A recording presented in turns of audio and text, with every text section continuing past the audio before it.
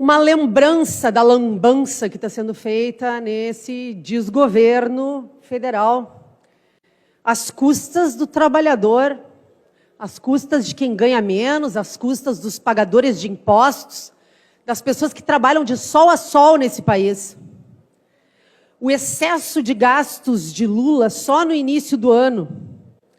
Vamos deixar bem claro aqui que aquele papinho de ser contra sigilo de 100 anos e tudo, ó, balela e blá, blá, blá, típicos de estelionato eleitoral que a gente sabe que foi cometido durante toda a campanha petista ao governo.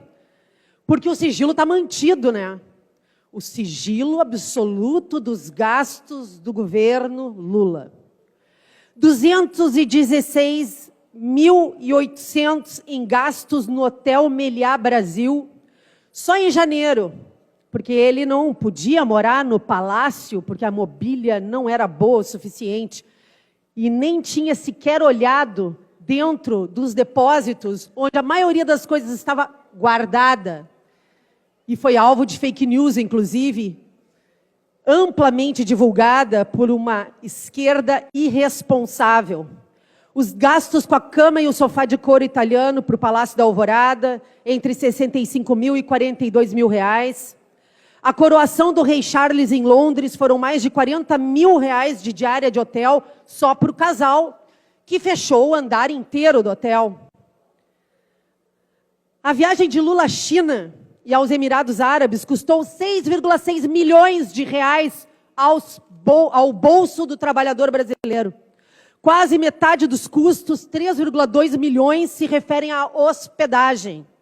O segundo maior gasto da comitiva foi com o aluguel de carros, 1,3 milhão de reais. As despesas foram maiores na China, onde houve o gasto de 5,4 milhões no último dia de compromissos, onde o governo realizou ainda um coquetel na Embaixada Brasileira, que custou 130 mil reais aos cofres públicos. Nos Emirados Árabes, os gastos totais foram de 1,2 milhão de reais, a um gasto médio de 90 mil reais por pessoa que acompanhou a viagem. Já prometendo, né? Eu li hoje de manhã, nova viagem para a semana que vem. Essa lua de mel do Lula com a Janja não acaba nunca. Quem mais trabalhou até agora nesse desgoverno foi o piloto do avião. É de rir ou é de chorar? Não é de chorar, porque enquanto o trabalhador ganhou R$18 de aumento do salário mínimo, esse governo vive de luxo e de esbanjar mordomias, recursos de cartões corporativos, e tudo no sigilo dos 100 anos. Desde que assumiu a presidência, Lula já esteve em 8 países. Trabalhar de verdade que é bom? Necas. Nada. O que de fato veio de concreto de todas essas viagens? Nada de concreto. Só discurso e narrativa. Para concluir, esse desgoverno ainda é uma vergonha em nível de aparelhamento de emprego, cabidão de emprego, para as esposas, em geral, dos ministros. 5 mulheres de ministros já são nomeadas para cargos públicos com salários de até 37,5 mil reais.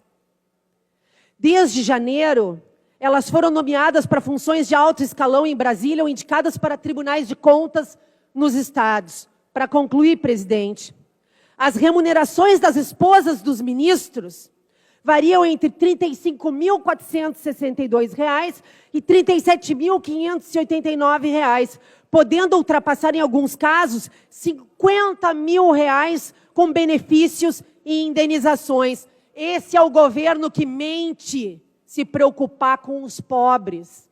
Esse é o governo que mente, que se preocupa com quem ganha menos. Esse é o governo que quer poder, concentração de riqueza e renda na mão do seu partido e da elite que o compõe. Obrigada.